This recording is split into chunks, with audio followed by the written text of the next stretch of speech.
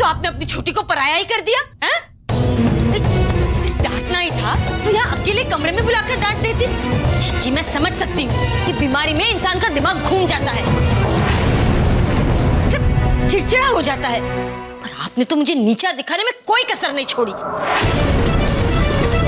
अरे मेरी पूरी बेइज्जती कर दी, वो भी उन दो बहनों के सामने। आपने अपनी छोटी की बेइज्जती की। अपनी छोटी? कौन अपनी छोटी? तुम अपने आप को मेरी छोटी बहन कहती हो?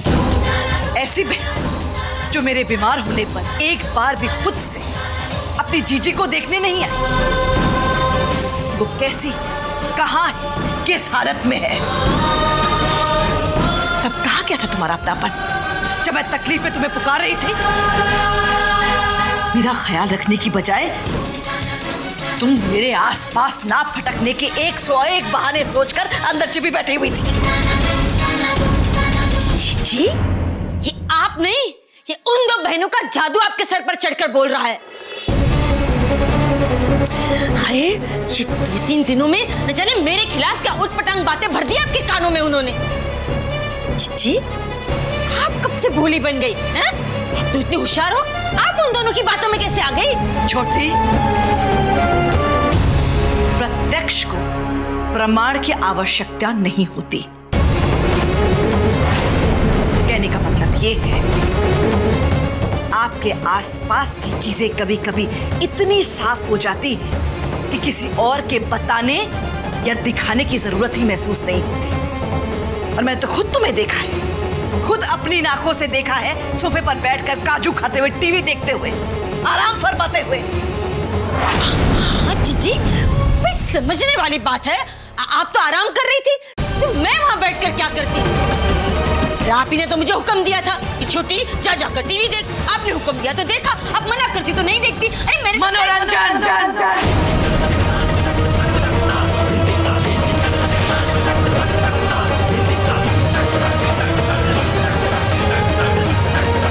मुझे शांति चाहिए,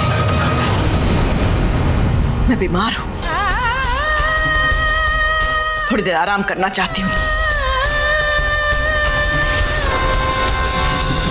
जीजी ने मुझे छोटी ना कहकर मनोरंजन कहा? मतलब गई भैंस पानी में। इसी में है कि निकल ले यहाँ से।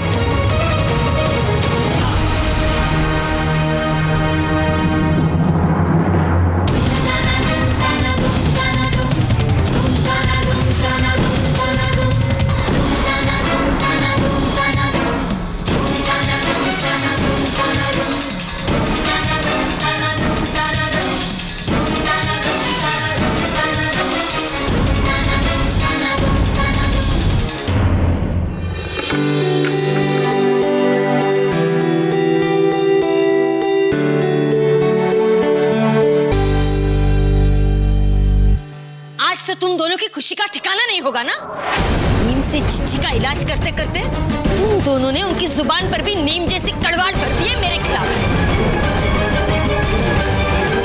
आज सिर्फ तुम दोनों की वजह से मेरी जीजी ने मेरे साथ इस तरह बात की। मौसी जी, आप हमेशा हम पर ही उंगली उठाती हैं, लेकिन आप ये नहीं देखती कि हम पर उठी एक उंगली के साथ बाकी तीनों उंगलियां आपकी तरफ इशारा करती हैं। वैसे मौसी जी, आपको तो खुश होना चाहिए, क्योंकि माता जी अब आपसे किसी तरह की कोई उम्मीद नहीं करेंगी, ना ही प्यार की और ना ही भरोसे की। चुप कर अपनी बकवास। तू मुझे पाठ सिखाएगी? ये मेरा सुख चैन छीन लिया, अब मेरी जीजी को मुझसे छीनना चाहती हो? लेकिन इतना याद रखना कि तुम दोनों का मुकाबला मुझसे है।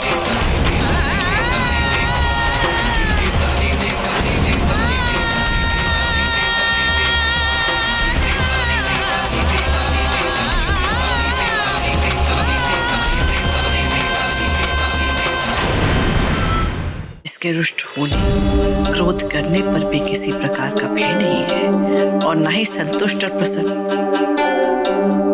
माता जी,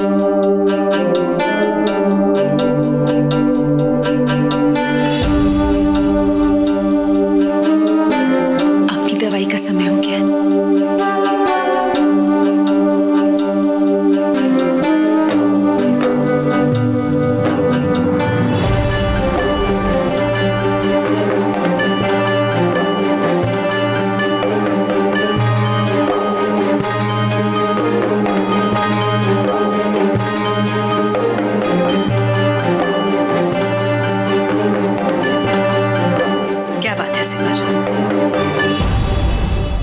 कुछ कहना चाहती हो? माता जी, आज जो कुछ भी हुआ उसमें मौसी जी की कोई गलती नहीं थी।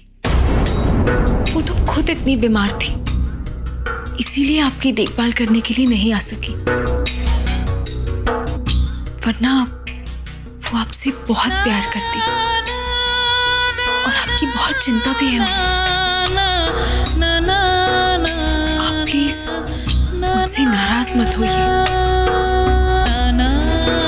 हाँ माता जी, एक छोटी बहन कभी भी अपनी बड़ी बहन के बारे में बुरा नहीं सोच सकती। मौसी जी आपसे बहुत प्यार करती हैं। उनको बहुत बुरा भी लगा आपकी डांट सुनकर। माता जी, हो सके तो प्लीज प्लीज मौसी जी को माफ कर दीजिए ना।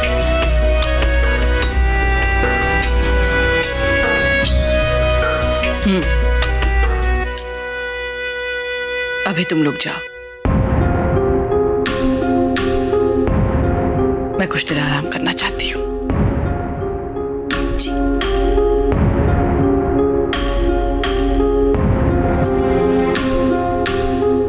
दीदी, माता जी मौसी जी को माफ कर देंगे ना? शायद हाँ।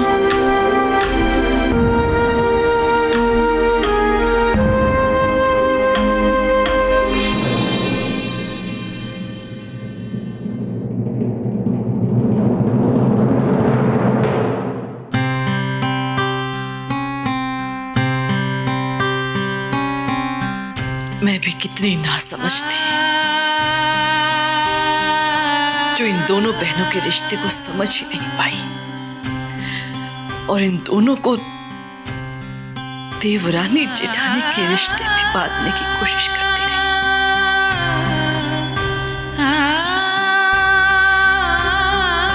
और दूसरी तरफ ये दोनों हमेशा इसी कोशिश में लगी रहती है, ये परिवार एक साथ रहे। जो भी करती है इस परिवार का भला सोचकर ही करती है। ये इनके अच्छे संस्कार, अच्छी परवरिश तो है।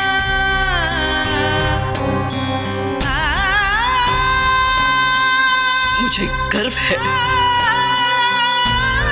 अपनी इन दोनों बहुओं पर।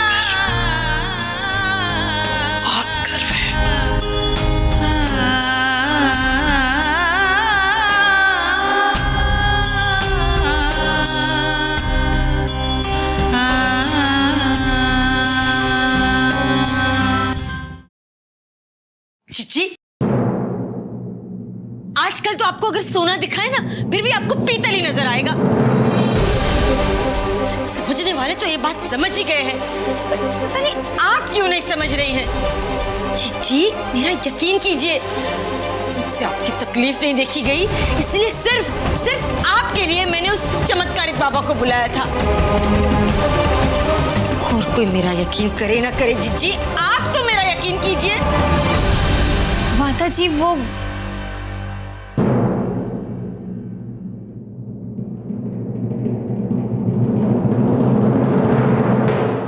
बोलो रोली। माता जी, मैंने अभी बुआ जी से बात की आपकी तबीयत के बारे में। उन्होंने मुझे एक बहुत अच्छी आयुर्वेदिक दवा के बारे में बताया। उसे लगाने से ना आपके जितने भी चीचक के दाग हैं एकदम से चले जाएंगे। अगर आप कहें तो मैं आपके लिए वो आयुर्वेदिक दवा बनाऊं?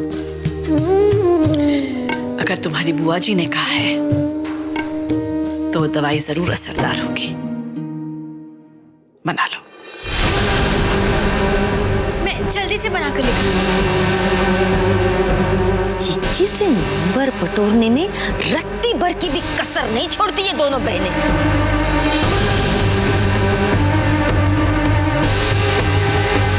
और समझने वाली बात है, त्योहार कितना भी बड़ा क्यों न हो, 12 महीने तो नहीं चलता।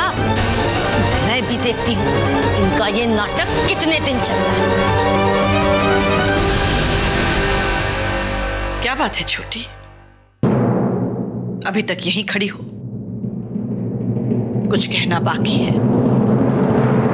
ना? हाँ चिच्ची, मेरा कहने का मतलब था कि मेरे लिए तो आप ही सबसे माता जी,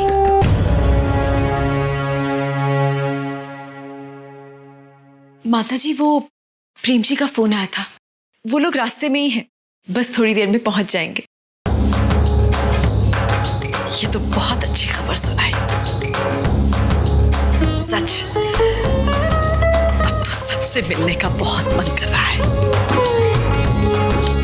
बहुत दिन हो गए उन्हें बिना देखे। अच्छा है। हाँ माता जी, वो सीए का भी फोन आया था। वो कह रहे थे कि इस साल के इनकम टैक्स के पेपर्स फाइल करने हैं, इसलिए वो अपने असिस्टेंट को भेज रहे हैं पेपर्स लेने के लिए। अच्छा हुआ उन्होंने खुद फोन करके याद दिला दिया। इस बीमारी की वजह से तो मैं सब कुछ भुला बैठी। पेपर्स तो तिजोरी में है। चिच्ची, आप क्यों परेशान होती है? मुझे चाबी दीजिए, मैं निकाल देती हूँ। दीजिए।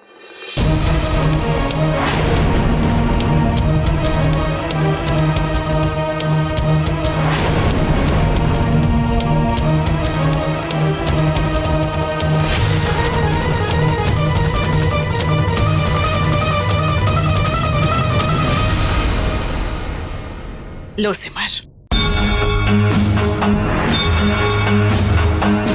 तिजोरी में से प्रॉपर्टी के पेपर्स निकालकर अपने पास रख लो। जब वो सीए के असिस्टेंट आएंगे उन्हें दे देना। और हाँ, जब तक मेरी तबीयत पूरी तरह से ठीक नहीं हो जाती, ये चाबियां तुम अपने पास रखो। माता जी, पर मैंने कहा ना, संभालो इसे।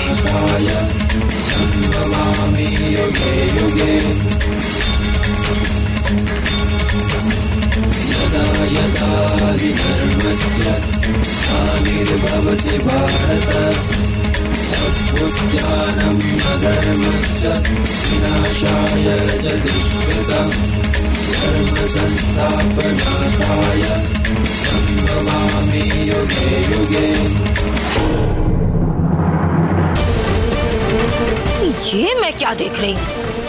चिच्ची जैसी शेरनी इन दो बकरियों का शिकार करने की बजाय इन्हें अपने ही हाथों से चारा खिला रही है। दरवाजा भी मुझे ही खोलना है? वो महारानियां वहां बैठी रहेंगी चाबियां लेकर, मनोरंजन ये काम करेंगी।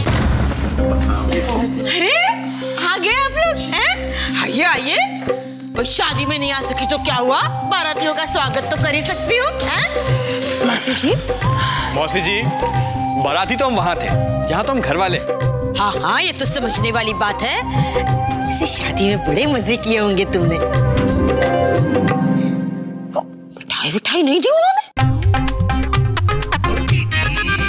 लाए हैं मिठाइयाँ, रामू काका रखवा देंगे किचन में। लेकिन आप बताइए, आपने दरवाजा क्यों खोला? सिमर कहाँ है? रोली कहाँ है? क्या करें, सिमर वहाँ जिज्जी के साथ कुछ पेपर वेपर का काम कर रही है, हैं? और ये रोली जिज्जी के लिए दवाई बना रही है रसोई में।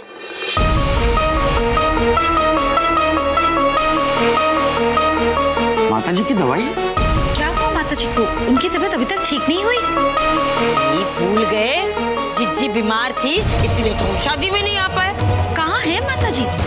वहाँ अपने कमरे में। अभी मैंने तो जिज्जी की इतनी पहले से माता जी से मिल तो ले। आइए, ये अचानक कैसे बिगड़ गई तबीयत माता जी की? ये मैंने रंजन, इसके पहले कि वो दो बहनें तेरा पत्ता साफ कर ले, जा तू भी जाके थोड़ी वाहवाही बटोर ले। हैं? इसे भी रख लेना। और ये सारे papers income tax return file करने के लिए जरूरी होते हैं। माता जी, आ गए सब लोग? आपको तो आराम करना चाहिए, आप काम लेके बैठ गई। और ये क्या? माता जी सब ठीक तो है ना? हाँ माता जी, अगर मुझे पहले पता होता कि आपकी तबीयत इतनी ज्यादा खराब हो जाएगी तो मैं शादी में कभी नहीं जाती। अगर तबीयत ज्यादा खराब थी तो हम लोगों को खबर कर दी होती माता जी। अरे बेटा, तुम लोग पहले सांस तो ले लो। मैं इस वक्त काफी बेहतर महसूस कर रही हूँ, और वो भी सिमर और रोली की देखभाल की वजह से। और अब तो मेरे सारे बच्चे आ गए हैं, अब तो देखना रही सही बीमारी भी उड़नछू हो जाएगी। इन दोनों ने दिन रात मेरी सेवा की।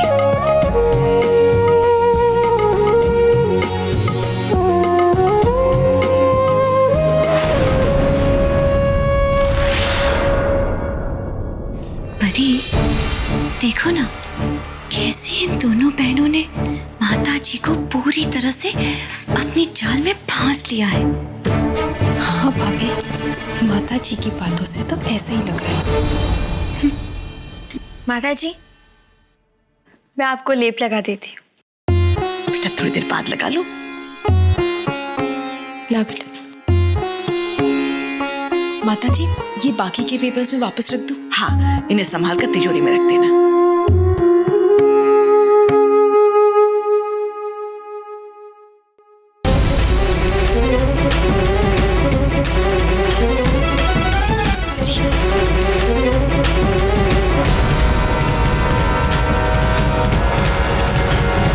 हे भगवान, ये क्या अनर्थ हो गया? सिमर के हाथ में तिजोरी की चाबी।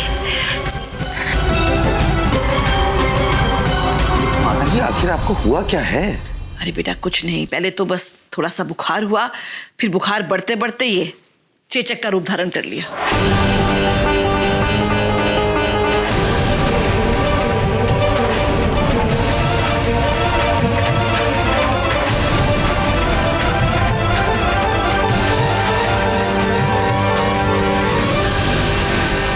क्या चेचक? तो माता जी डॉक्टर नागपाल तो आए होंगे ना, उन्होंने क्या कहा? डॉक्टर नागपाल नहीं आए। सिमर ने काफी बार उन्हें फोन किया, पर पता चला कि वो भी शहर से बाहर गए हुए। सिमर, तो तुम क्या किसी दूसरे डॉक्टर को नहीं बुला सकती थी? पर भाभी, उमा, सिमर को कुछ भी बोलने से पहले तुम्हें खुद ये याद रखना चाहिए कि मैं डॉक्टर नागपाल के अलावा किसी और से इलाज नहीं करवाती। सुजाता बहू जी, तुम्हें बहुत गर्व होगा सिमर और रोली पे।